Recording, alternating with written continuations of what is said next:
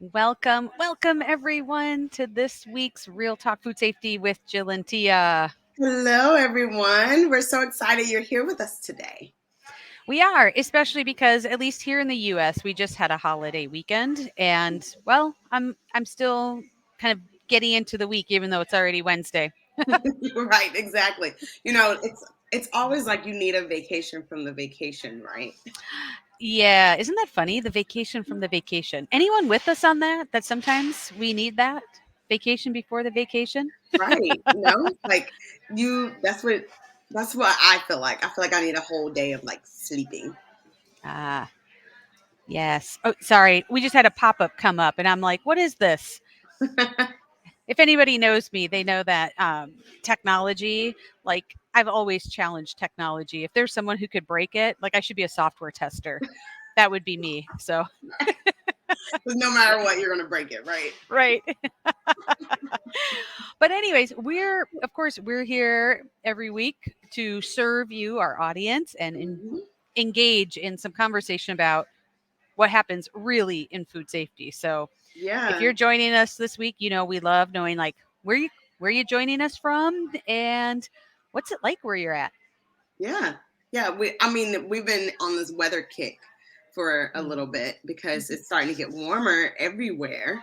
And really the weather is just, I think it's been kind of odd this year, just getting into the summertime.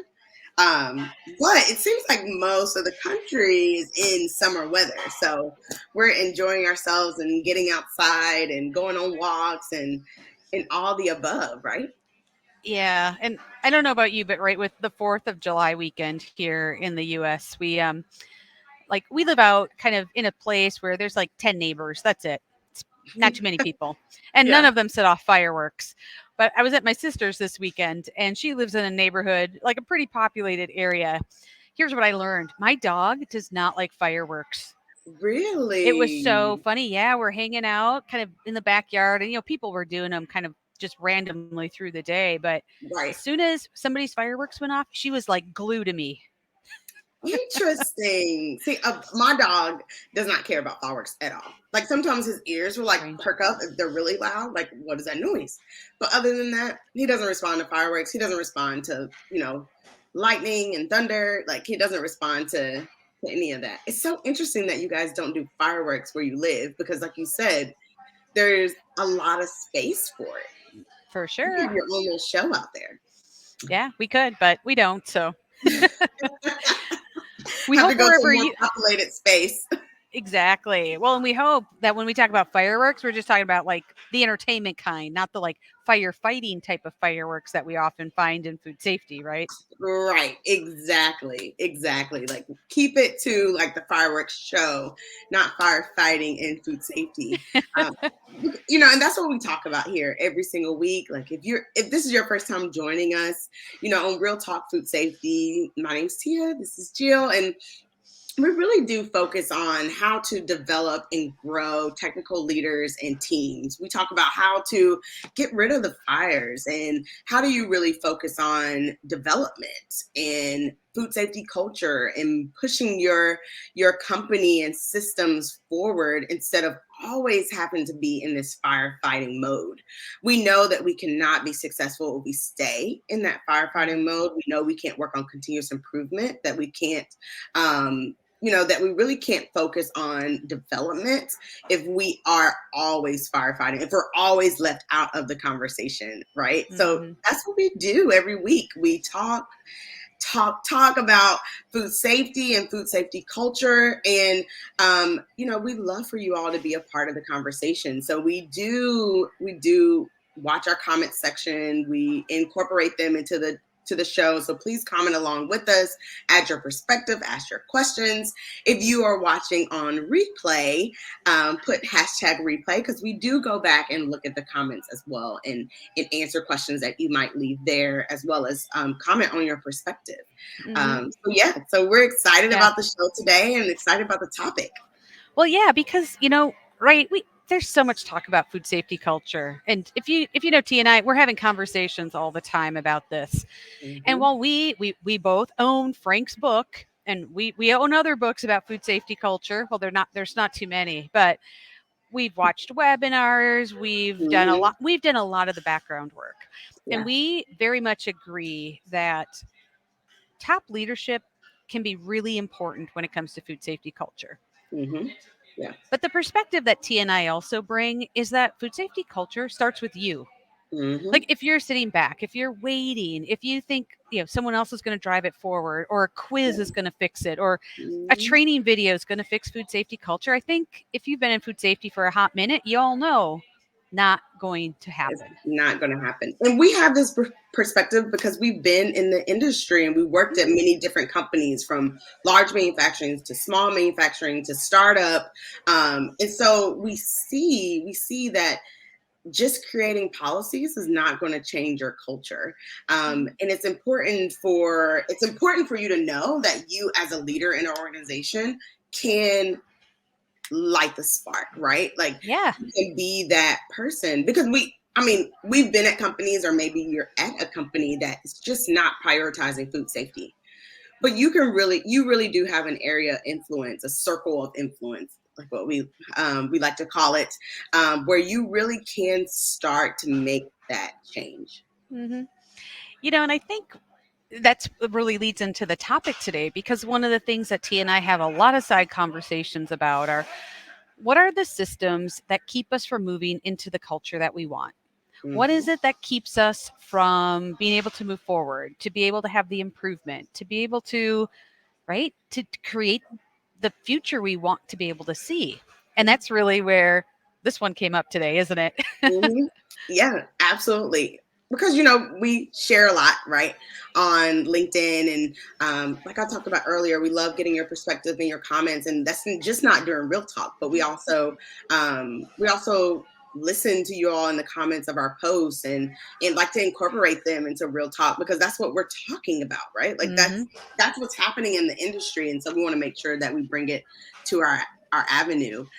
So we had posted something right last week. Yeah, I'm going to share it with us Yeah. because our fancy live stream lets us do this. I But know this is the first time we're doing this too, so we're yeah, excited. right.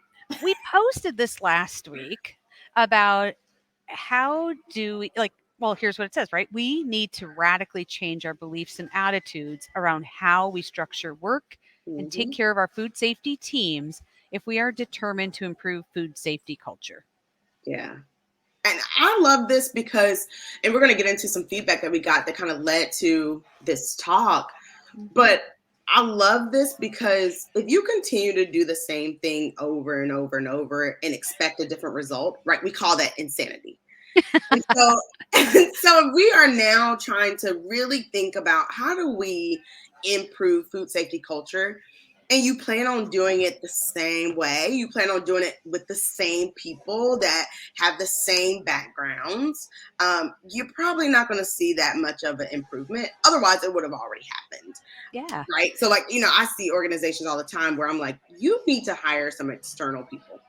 You just do. You have amazing talent inside, and they've all grown up in your organization, but it's time for you to get an outside perspective.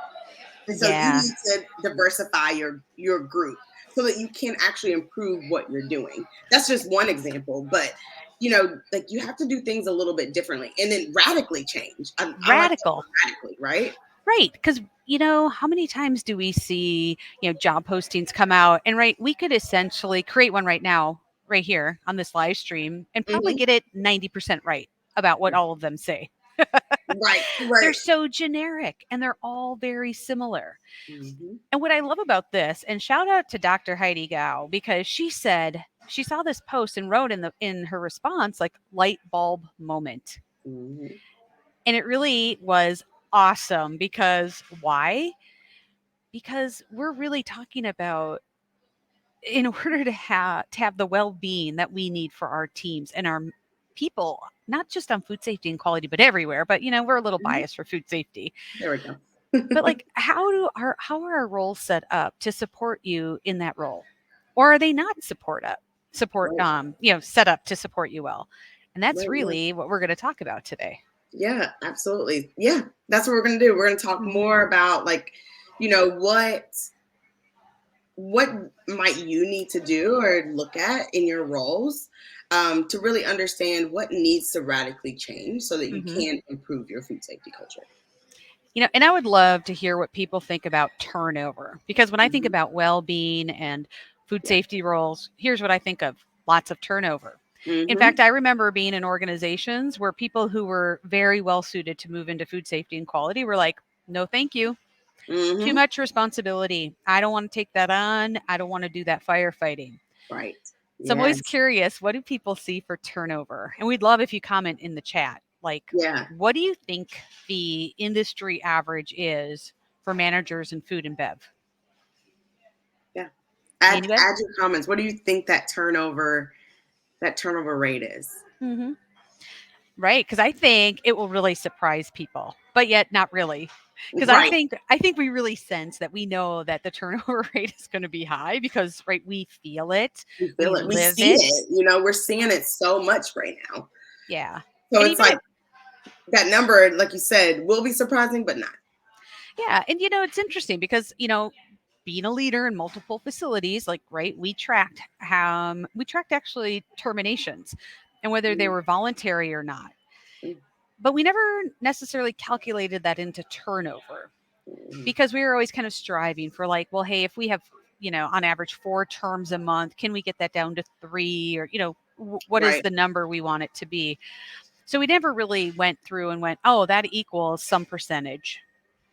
Mm. We were just Interesting. striving for improvement, right? And Right. Right. engagement and retention and development. So, yeah. Interesting. So I'm Yeah. curious what people would think. Me too. Me Hmm. too. But yeah, while you're commenting on those, here's what I think is really compelling: that there's actually a Johnson and Will study that shows there's 25% turnover for managers in food and bev compared to the industry average of 10%. Whew. Yeah, Man, two and a half times higher. we feel that, right? Like we feel that. And you might ask, like, why is it so high?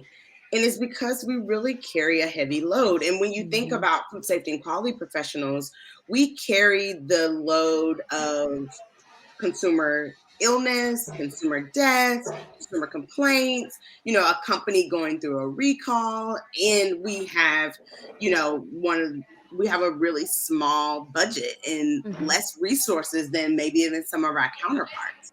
So, Yeah. that load is heavy. We don't have a lot of resources, and it doesn't get any smaller. No, and just think every time there's a new, something new that comes through, whether it's a new Mhm. regulation, whether it's a new requirement, whether it's a new best practice, all Right. of those things kind of get Mhm. thrown over to the food safety and quality team. Like, well, just take care of it. Right. It's not typically, at least I haven't typically seen this, is where people go, wow, to do this, it's going to take X amount of time. And so we actually need to realign resources to really be able Right. to tackle this. Right. Yeah. You don't see that much, right? I mean, you might see it from the food safety and quality leader, where the food safety and quality leader is saying, I'm really going to need another person to help me with this. Mhm. But the organization really hasn't digested, like, this is what this means to my organization. This is what it means to my people. And this is how I support not just the new regulation or the new requirement coming through, but this is how I also support the well being of my people in order to get it done. Right. Tia, it actually, we talk about this a lot, but I actually think who in their right mind would actually want to be in food safety and quality when we're responsible for all these things, including Hmm. like you said, deaths, illnesses, anything, lawsuits that come Right. through, all kinds of things. Like who would Hmm. sign up when we're in roles that are not designed for our success? Right. Right. We do. Exactly. We do. We And do, right? I'm like, exactly. Who would do this? And then we do. We do. We And all you do. do. Oh, you Hmm. out there in our audience, you do too, because we love what we do. We're We do. passionate about this. We do. And we need us, right? Like, we Hmm. need us when we think about leading food safety culture and improving food safety culture. We really do need ourselves, right, to be technically sound and well supported and really love showing up every day in order to improve that food safety culture. Hmm. Otherwise we end up being a barrier. right? Mhm. Because we too have turnover. We too have burnout. We too feel the heavy load and really would rather stay home than come in and fight one more fire. Mhm. Well, and that's why today, right? We're looking at like how are our roles structured? How do they fit in the organization? Because, right, if we want to see change, we want to feel change, then those traditional structures, can they get us where we want to be? Right. So, what are some signs that we have that maybe show what's not working, and I think today we'll give a couple examples, and then also like, well, what can we do? Because it's one thing to notice, hey, this maybe isn't set up exactly how we need it to be so that we can have the success we want and we can take care of Mhm. our team members so we don't have to retrain new people every Right. other week. Um, but then also, what can we do? So, Exactly. So yeah, so let's jump into it. The first thing we wanted to sort of talk about and reflect on and think about how we can do differently is the very first thing someone sees before even joining your company. mhm. And that's really around your job descriptions. Yeah, and this actually kind of got me fired up because a couple weeks ago, Tia's laughing because I she knows love I it. was fired up because I've talked about it multiple times. I saw a role posted for a senior director of food safety quality. It had 18 bullet points of responsibilities, and the 19th was, the traditional other duties as assigned. The part that was interesting is it was a senior director. And so in those bullet points, I didn't see anything that actually talked about managing teams. So I had to scroll back up to the summary in the paragraph that said that this role also would lead specifications, quality systems, supplier and co-man quality teams. But there was not a single bullet that talked about anything to take care of a team. Right. The Nothing closest thing about was collaboration across functions, which specifically said ops and R&D and supply chain, blah blah blah. right. But nothing about taking care of your team. No type of development of your team, leadership development, technical development. Nope. Nope, nothing. It had things like create robust testing programs, adhere to GMPs. Okay, I got to tell you, As a senior, why do we need to have something like I just would need probably to understand a little bit more about like why we would have to include in an actual job description to adhere to GMPs right. and coordinate audits, which I thought, well, if I have a team, those things would come up in it. But once again, I don't have any bullet point to tell me to take care of a team to help guide and, create, develop, improve these programs. Right. Right. Exactly. Exactly. So I It's have a problem with this, right? You know this, Tia. yeah. In reality, job descriptions are supposed to, they're not supposed to capture everything that we do, right? But it's supposed to capture our priorities. And even Right. as a senior director, if your priority is not to take care of your team, help develop your team, set direction for your team, then, you know, does it make sense? Well, are we setting our systems up for success to drive the food safety culture that we want to see? Right. Are we taking care of people who are actually the boots on the ground, Right. creating those programs, helping people adhere to GMPs, all of those other parts? Yeah, absolutely. Because really, the work at this level should be around leading your teams, providing direction, setting that strategic direction, Hmm. not around creating testing programs and, coordinating audits. No. And I know I'm picking on this one, but we see that in other roles too that come out, right? Where it's the grocery list of responsibilities when in reality, like what is this person actually going to do? Right. What are they actually responsible for? And then Hmm. even when you look at this job description or any I mean, like take a look on LinkedIn and look at job descriptions. It's really impossible for one person to be responsible for all of this while also leading and developing their team. Like you don't have the time. And that's why what we do in our early technical leader program around workload capacity and Hmm. understanding, your workload and your time and where you're using it and what you should prioritize is so important because the first thing you do when you hit a job is you get this full job description and you're trying to do it all. Right. right? Because you're feeling that heavy weight, that Mm-hmm. load of all of these programs fall under my purview. And if something doesn't go right, like it's me. And Right. granted, you know what, at the end of the day, right, we're all part of this and it is about our like how are we helping people do this. Mm-hmm. But I think when we read it, it reads as this like that person's doing all of those specific things. Right, right. It, We've even talked to people where we're like, you should not be doing this task. You should be delegating it to your team. Not mhm, because you don't know how to do it, you do. But you should right. be empowering your team to get the work done. You have opportunities on your team that they could learn from that situation.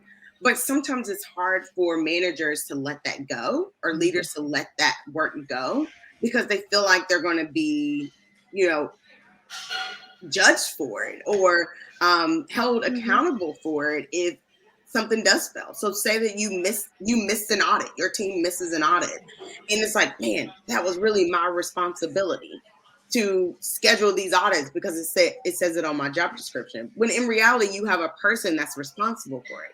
mhm, That is the person you should be coaching. That is the person you should be developing and figuring out, okay, how do you set the strategy to make sure you don't miss an audit, that everyone's on the right schedule based on risk or however your organization would like to do it. But people take that on because it's a part of their job description. They feel like, no, I should be doing it. mhm. Yeah. And it reminds me, I go back to like Stephen Covey, who always says jobs can only have 3 to 5 priorities Hmm. if we want people to have success. Yep. And granted, right? Once again, that I think plays into this because if my priority is my team having success through these programs, then Hmm. now I know where I focus my time versus on this grocery list that really I probably shouldn't have my fingers in very much. Exactly. One of the things that I kind of think about, and this is just kind of coming to my mind because we're here in real talk and we're talking. That's what we do. Right, exactly. But I think one of the things, and we've tackled it here at Catalyst all the time with people going through our programs, but it's those soft skills that people feel like don't, isn't a part of our job descriptions, isn't a part of Mhm. what we do, and that's why we fail, right? We fail because we don't focus on those soft skills so that we can become technical leaders. We only Yeah. focus on the technical part of our job, and Yeah, so which that's what kind we have in the job description. And that's not yeah. enough.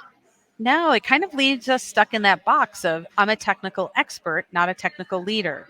And Mm-hmm. when we're trying to improve food safety culture and change our community so that we have behaviors that align with who we are becoming, we need leaders to help create those new conversations, Right. to be listening in different ways. And when we Yes. write job descriptions with this list, it promotes all the things that technical people are stereotyped for, like Mm-hmm. micromanaging. I have to do it all myself. Yes. Nobody else knows it better than me. It'll Mm-hmm. take too long if I show somebody else. I might as well do it myself. Right. And that inherently leads to the overwhelm and the burnout and the turnover that is completely avoidable and Right. preventable. Exactly. Like we have to prioritize the development of those soft skills. We have to Mhm, prioritize the the implementation of them and ensuring that we're doing them every day as leaders, because that's mhm. what makes us leaders. That's what makes our team successful. It's focusing on those things, Yeah. especially as you grow in the organization. hmm Okay, so Tia, then the question people will have is okay, if I have job descriptions that don't seem to support that transition of or clarifying technical expert or technical leader role, Yeah. which we all know if we're sick in technical expert box, we're not going to get the food safety culture we want. What do we Right. do? Yeah. My suggestion would be to, if you don't have job descriptions, write them up, right? And start with getting on paper, what is it that you want this person to do? If you have job descriptions, I would say get them out and go through read them. I always start with read them because a lot of people haven't even read the job descriptions, right? Get Since them they out. applied. Right, exactly. Right. And then make sure that they tell a story. Like I think about a job description in itself, one that senior director role, for instance, should not be a standalone. We should be able to look at that senior director role, look at their counterparts, and look above Yes. and below them. And it should all tell a story about how we are maintaining, creating, improving our food safety culture. And it should be clear on who's responsible for what area, who's being held accountable for what areas, who's who's looking at strategy versus technical executor versus Mhm. who do you call, right? Like it should be somewhat clear as you look at all your job descriptions, and it should really tell a story about how the organization gets work done. Oh, I like that. Right, because if we look at it as just an individual job description, we don't have the context to see where it fits and how it fits, Right. which is interesting because right, that's sometimes what we do. I mean, we see this happens with people where I'm responsible for just this, when in reality, as a team, we're talking about how do we do teamwork and how do Right. those things flow across, but Right. yet we can create some of this individualistic um, momentum because of the way that our systems, once again, our systems, job Mhm. descriptions, performance evaluations are all based on individuals, not on Mhm. teams and some of the other parts. That's a whole nother The conversation, right? that's a whole other system that I get fired up about. Right, right. But you're right because in this is radical, right? Like this is a radical change, or could be a radical change for your organization. Is to really restructuring those job descriptions, making sure that it tells a story of your organization, and making sure that it prioritizes leadership skills and Yeah. prioritize how you are leading and taking care, like the well-being of your team, which Yeah. is so important. You know, early in my career, we had kind of a moment where we took a step back and said, if we were going to design a structure that actually fit what we needed in this organization, how would it look? Because Mhm. one of the things that we found is that job descriptions were kind of massaged based on who was in it and what skills they brought Right. or areas that they seemed to gravitate towards. And all of a sudden, what we found is we had kind of this, I don't want to say hodgepodge, but it didn't allow us to really be as efficient or be as effective as we wanted to be because things really weren't clear and grouped together in a logical sense for the Right. greater good of the organization and for Mhm. moving where we wanted to be. It really kind of kept us kind of back where we were versus that forward momentum that we know is so important. And it was Right. very process focused versus people focused. Exactly. And Hmm. that's where we need to move job descriptions and really what we do. Like job descriptions is like a tool, right? And it's the tool to help us understand what are we supposed to do on a day-to-day basis. Hmm. What is this person responsible for? So, we definitely don't want people to get caught up on like, well, it's just a written job description. It can't include everything. And you're absolutely right. But like ensuring that your team is developing and that they have that they're not getting burnout and protecting that turnover is so important if you are a senior leader of the organization. So that Yeah. is a priority that should be documented as a part of that role's responsibility. Yeah, and if somebody's curious, to hear it from someone who's doing it, last week when we had the boot camp panel, Amy Hmm. from Dole, she's a director of food safety at Dole, and talked about that was an area she was focusing on after we've been working together because Hmm. she Yeah. realized for her team that it wasn't clear. And so, yes, there's a job description, but she was going through and being really clear on expectations and also like what that actually meant, like what people would Right. actually be doing every day and how that was there was freedom in the accountability Right. or Right. accountability and the freedom. Yeah, those things kind of go together. Yeah. Yeah, and that was really, I mean, it was even eye-opening to me when she said Mhm. that, because it's like we should be looking at these job descriptions often Mhm. when you have a new person to the team. So that's also one thing that I know people bring up is to say like, okay, well, if someone comes in and they have an interest in X area. So that means they want to go to these conferences and help be a voice there. And typically someone else did that. Mm-hmm. That's Mm-hmm. absolutely fine to change over and to think about, okay, who is leading that part of the organization now that we have new talent on board, Mm-hmm. and we have new interests on board. That should be a moment for you to take a look at your job descriptions and say, okay, how does this person play in our story? How do we write this Yes. into our story where it, Uh, it makes sense, right? yeah. Yeah, I love that because when we think about the story, it's not just right. Stories aren't always about like who are we today. They usually have this element of like who are we becoming and where are we going. And so I love how you put that together, Tia, because job descriptions should be able to tell that story as well. Mm-hmm. If we're only creating job descriptions for what we need right now today, Yeah. are we how are we moving forward Right, exactly. We're not. We're only focused on the now. on today? On Yes. today. When food safety culture and we think about culture improvements, it's really looking at where we are today and where we want to go in the future. And Mm-hmm. how do we get the team to where we want to be? And we talk about food safety culture, and for us at Catalyst, we talk about it being a journey. Mm-hmm. And one big thing that we talk about is that there's spots along the journey, but really your journey is continuing, and it continues and continues until you know you retire, or the organization wants to pivot and do something different, and then you're on a different journey. So it's like you have to continuously think about, okay, what is my story? How do I reinvent myself? What am I looking forward to in my next spot along my journey? How do I get there? What do I need for my teams? And so that means you have to take a look at that every so often to make sure that it still fits into who you are becoming. So I think for our audience listening, like hopefully you see that we clearly feel job descriptions are part of the system that hold us back from stepping into who we are becoming when it comes to Mhm. food safety culture and how we're developing from technical expert to technical leader. Right. Absolutely. And that kind of flows us into our second point.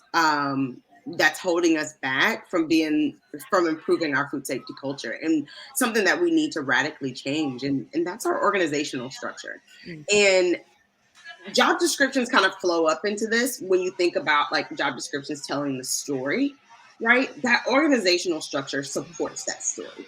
mhm. And we know that organizational structure can be a huge barrier for sharing best practices and communicating to different groups, and making sure that there's a clear voice for food safety at the head, and at the top and at the table, right? Like organizational structure can block that from happening, or prohibit that from happening, right? Yeah. Um, and so you may have to think about what is your current organization's or organizational structure, and does it help you get to where you need to be in terms of improving food safety culture.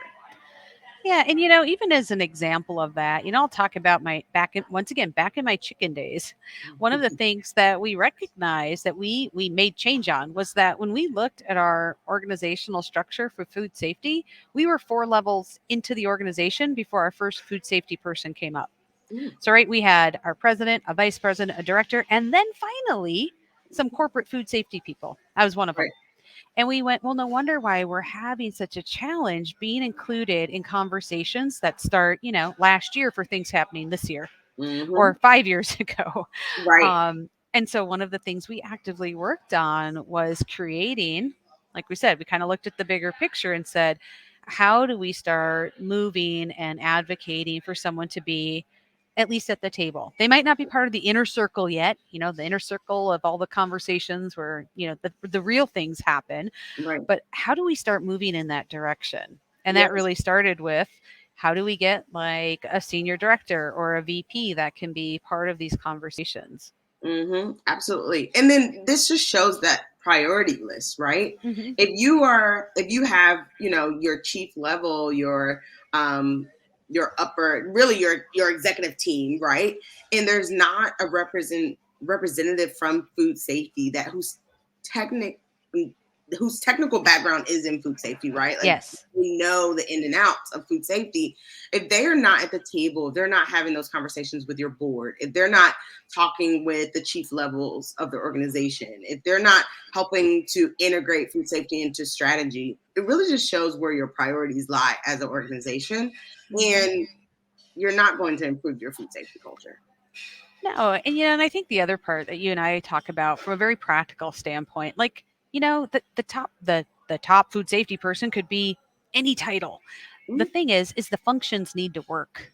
The integration needs to work. The weaving in needs to work. And I say Mm-hmm. that because I've talked with VPs who are like, well, I still am always kind of in the box of communicate on technical things, be part of technical things. Mm-hmm. And they too are wondering, well, how do I break into this inner circle and have different conversations so we can be integrated into the business? Right. And so, I think even when we talk about like different actual roles and titles, it doesn't always mean food safety is being woven into the fabric of the organization. Mm-hmm.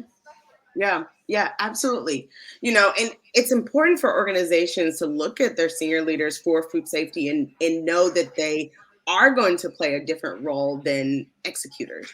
Mhm. Then, and I think this is what you were talking about in the sense of, don't just come talk to me when we're on the verge of a recall or we need, oh my gosh, there's an auditor coming in, I need you to do something for me. Or like we need to be a part of the conversations early on to think about, okay, what direction is the organization going in? Where do we want Mhm. to be in 3 to 5 years? How does that impact the food safety culture we're trying to build? Those are the conversations that happen in other functions, right? Like when we think about people culture, right? What are things are happening? How are people going to feel about it? How's that going to impact our people culture? Same with Mhm. safety. We want to do all these amazing things. How's it going to impact the safety of our equipment and our people and how people are operating, how people are going to and from a place? Mhm. Those same type of things must happen from a food safety standpoint. And that means we're having conversations more than firefighting, basically. Oh my God, an auditor showing up, where are our HACCP documentations? Like we want to do something. Where are our allergen control plans? And that's a part of it, right? But when you think about that senior level, we really need to be thinking about strategy and integration and future on who we want to be, right? Who do we Mhm. want to become? Yeah, and I know sometimes we talk about, well, like, right, I'll be the first to say if all the functions work, where we are placed on an org chart doesn't necessarily mean anything. And then I stop and I pause because when I Hmm. think back to when I did my quality management degree and did, an auditing class, like Yeah, an entire semester of auditing. Go figure that, people. sounds Not just fun. an auditor training class. We got into kind of the principles and the foundations of auditing, and it was really interesting to hear some of the other perspectives. Like, while we may think the org chart maybe doesn't necessarily matter as much because if the functions work great, but yet as someone looking into your organization and when we see these different roles, it Hmm. does tell us a lot about It does. where functions are valued or where they're not Hmm. or where different roles are placed. Right. And so that is something that is still worth considering. Like, how do we set this system up for success when it comes to food safety culture, when it comes to quality, when it comes to the business? Yeah. Because we know without this representation, the business in the long term is going to have some additional risks that come up, and Hmm. there's not going to probably be the communication that could have addressed it earlier. Exactly. Absolutely. I 100% agree with that. Mhm. And then when you look at an organization, even to say that, sometimes if you look at an organization and they're not really prioritizing food safety, you might see some food safety managers, you might see some food safety directors, but they kind of flow up into a function that doesn't really have anything to do with food safety, isn't really a voice for food safety. Well, at some point, people that are the executors, that are program development developers, right? Like they need help with strategy and they Mhm. need help with what direction we want to go in, because a lot of people that don't know food safety, and I know that people are listening out there, you would agree with me is that sometimes it is not black and white. No. And when something comes out and we need to make a decision and we need to talk about risk and we need to discuss all these things to make a decision, people that don't understand food safety and quality will just say, well, we really only need that person to tell us what to do. Well, sometimes Hmm. you need a discussion around it. And if you don't have that higher level leader really helping bring together, okay, this is what the organization is trying to do, this is our portfolio, and this is how we should make these decisions, you kind of leave your team, your food safety and quality support, just out there by themselves with no clear direction. And then you find that your companies will have more mistakes and you'll spend more money trying to correct, and hopefully you don't go through a major issue like a recall, but you could because the people that are making decisions are not really tied to the strategy of the organization. Yeah. And I think that's when we talk about this radical shift. That's why it's so important because, right, we understand that the workforce today, and it's changing, of course, and Mhm. people are focused more on well-being because we want to enjoy life. We want to be happy when we come to work. Yeah. We all get we're not going to be happy 100% of the time Hmm. because we need conflict to grow, Right. or challenges. But right, people are getting to a point where they're like, you know what? I need something more than just a job. Right. I need something that um, gives me purpose. It's Yeah. something that matters. It's something that people appreciate. And Hmm. so, especially when we talk about food safety and quality, like how are we structuring so that we are providing those opportunities for people? Because if we Yeah. don't, we're all feeling the stress and the burnout and the overwhelm that comes for that because our systems and even if it's not your organization, it's going to be a supplier, it's going to be Right. a customer, it's going Mhm. someone in your chain is experiencing this because we all feel it. Right, absolutely. And these could be radical changes. They could be like, oh my God, we've never had a food safety officer Hmm. that's sitting at the table with us, that's part of these conversations, that's giving feedback on marketing and giving feedback on operations and feedback on logistics. We've never had this happen before. Hmm.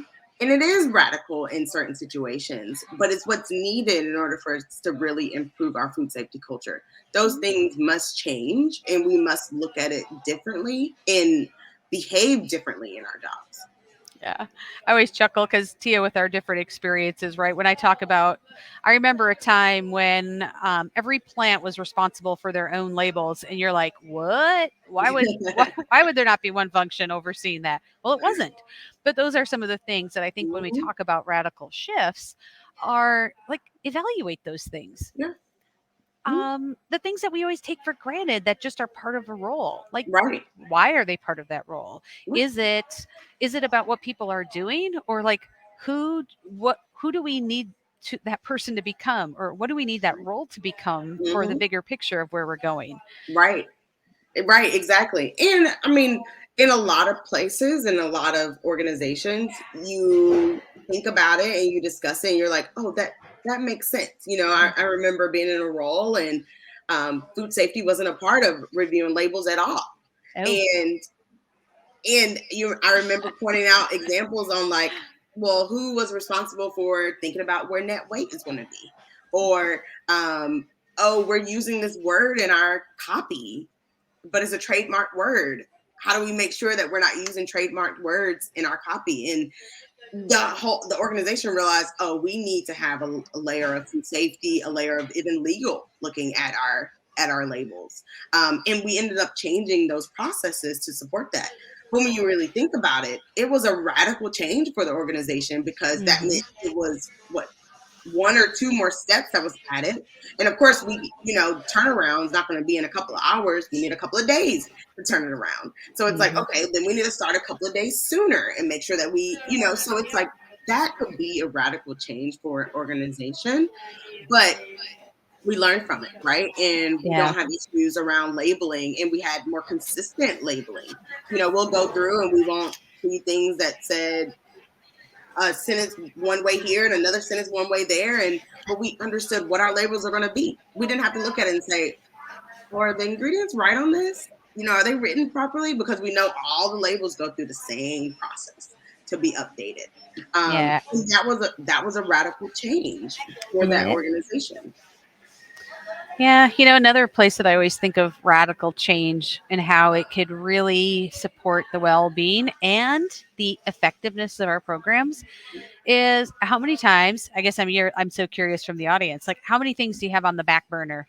Like, Mm, oh, I'm going to get to that when I have time. Oh, we'll get to that, after this we finish this program or this project or this firefight. right.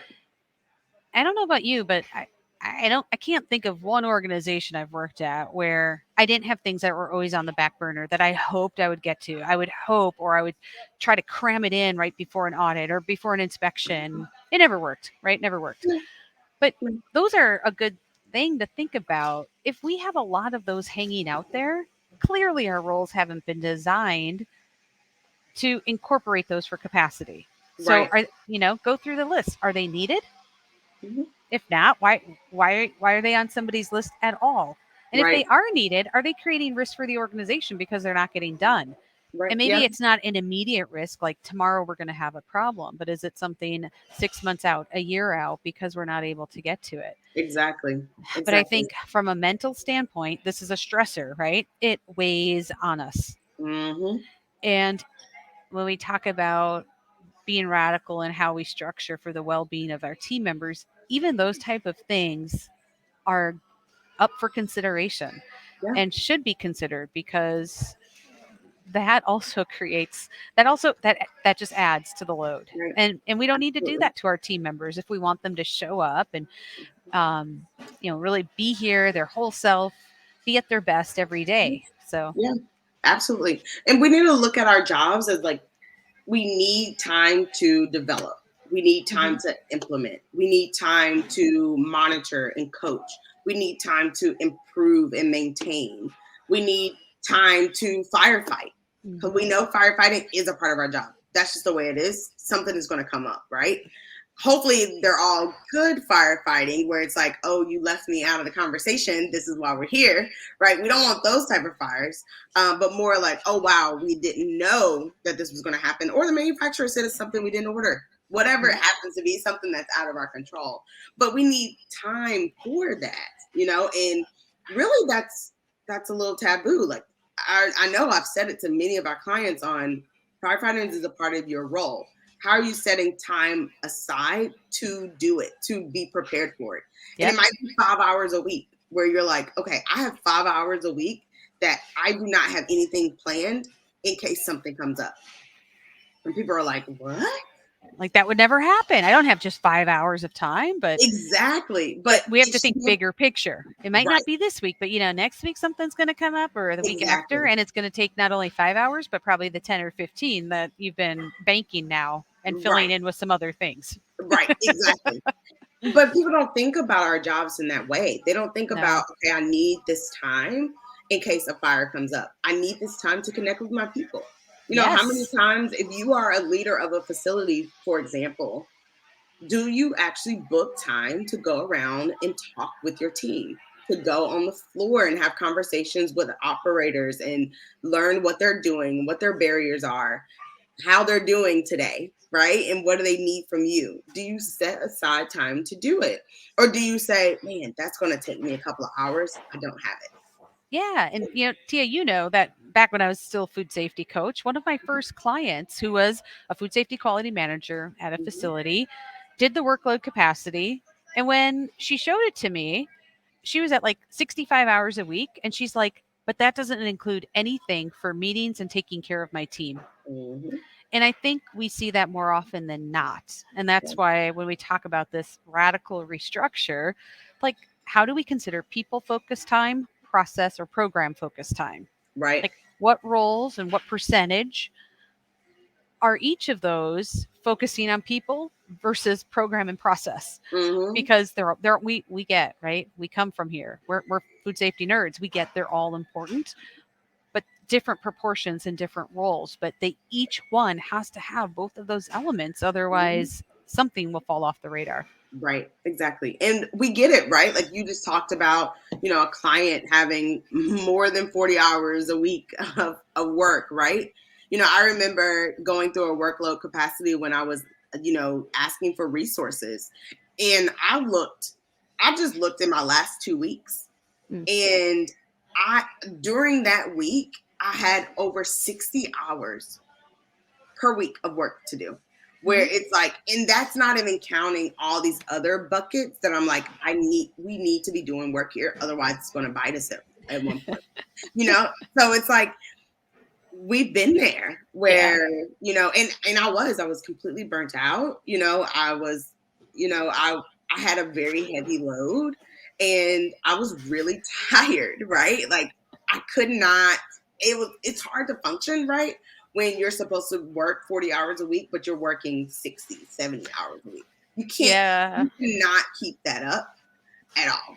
And I think that goes to one of those, once again, radical restructure, because Hmm. you and I both know there's a lot of roles out there, especially facility roles, that they're like, well, this job just works 50 or 60 hours a week, that's what it's going to be.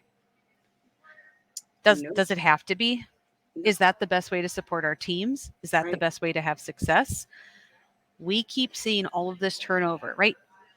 Remember at the beginning we talked about 25% turnover for managers in food and bev, and that doesn't include everybody else. right. Yeah. When do we actually step back, and what will it take to say we need to do something different? We keep Hmm. recreating right, we keep recreating the same wheel with 18 bullet points of things that are not related to managing teams. Right, exactly. We're going to Yeah. continue to see, you know, turnover in the industry, and when you think about it, like this turnover then leads to more onboarding, then Hmm. leads to new people, which leads to, well, I didn't know you guys did it that way. And now we have a mistake and now we have to pull back product. It's like there's a snowball effect that we know happens when we're onboarding 25%, right? 25% new people Yeah. onboarding and learning. And if you really look at it, which we didn't pull this statistics today, but if you really look at training programs across organizations, they're really not that robust and successful enough to get someone through the door, onboarded, and fully up to speed in a short period of time, No. right? And I think that's where this comes in. So, right, when we talk about food safety culture, right, you can make a change. And Hmm. maybe today you're not like, I'm going to wave the magic wand and have our org structure and all of our job descriptions done. All right, we'd love that, but we know it won't happen. But you can still start looking at what would it mean? Can I start having new conversations across my team and across my peers to say, well, what if we did it different? Yeah, What if we could look at it this way? And I think that's really the power, like power from within us as individuals to say, I'm going to step into this and kind of own what could this be like? Because yeah, I have a role in driving food safety culture to where I want it to be. I don't have to wait for the top leaders to finally do the quiz, show me the video, come up with a right. plan that's going to take 3 to 5 years and like when will that make a noticeable difference for me? Hmm. Right. Right, exactly. You can start today. Mhm. And, we want you to start today and we want to help you. So, Mhm. I'll put up our email address, um, because we would love for you to email us and let us know, do you need to relook at your job descriptions? Is your organizational structure appropriate for what you're trying to do? Does it all tell a story and support where you're going and who you're becoming? We would love to hear your stories and love to learn how we can help you. Do we need to set up a session where we're reading through your job descriptions and saying, like, this is the story that we see. What story do you want to tell? Mhm. 'Cause we help our clients get to that point and really set up a structure where they're like, okay, this is who we want to be, and this is who we're marching forward to be, and this is how we're going to improve our food safety culture. Yeah. Yep. And I think Tia, you hit it on the nail on the head when you talk about, like, we even know when we go through audits, right? The records are important, but it's the story that we can also tell. It's Hmm. sharing this picture of who we are and where we're going. And that's what's really important. And so, here's another place where that story is important as well. Yeah, absolutely. Mhm. Yeah. Well, This is a great. yeah, I could talk about this all day and we could even pull in more details of this. And of Yeah, course, I always love to hear from the audience. Like, what are your thoughts on this? What other challenges do we have? What other right. perspectives Mhm. do you have to share with us and with the rest of our audience on radical redesign of structures Yeah, of and roles? Have you seen it done? What's worked? yeah, What's not worked? right, exactly. Have you been a part of it? Hmm. What are you thinking about doing, right? Like, we all have these radical ideas, and sometimes we're just not bold enough right now to make that step forward. What are you thinking about, and how can we help you make that step forward? Because in order for us to get to where we need to be as an industry, we have to make these radical changes. We do. Yes. Yep. And let's see, you already put up our email. So once again, right, we nerd out over doing this. This is what we love to do, and we love helping people see that you can own the change you want to make. And so, if you're curious about our technical leader development path that helps outline some of these steps after you go through some of the process and the program to build up to some of these other areas, drop us an email because I think at this point everyone should be curious about what they can do for food safety culture. Yeah, And we're absolutely. here to help you provide some of those tools and guidance on what that could be for you and what works for Yeah, your team. absolutely. So awesome. All All right, right, Tia. everyone. This has been fun. I love this topic. Like you said, it definitely strikes a nerve with us, and we could talk about it forever.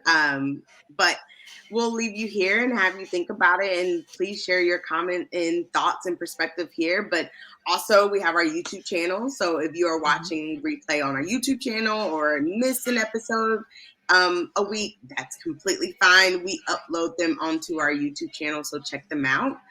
And Mhm. then you all will be seeing us in person soon because we will be at IAFP at the end of the Yes. month. So we're excited about that. Follow us on LinkedIn because we're definitely be sending out some information and sharing where we will be. So more to come on Right. that. Absolutely. Well, and if you're new to Real Talk Food Safety, we are here every Wednesday at noon Eastern, which is 11 Central, because I'm Central Time Zone. Um, and we will have this again next week. So we look forward to having you join us. And we are so honored that you spent this time with us today.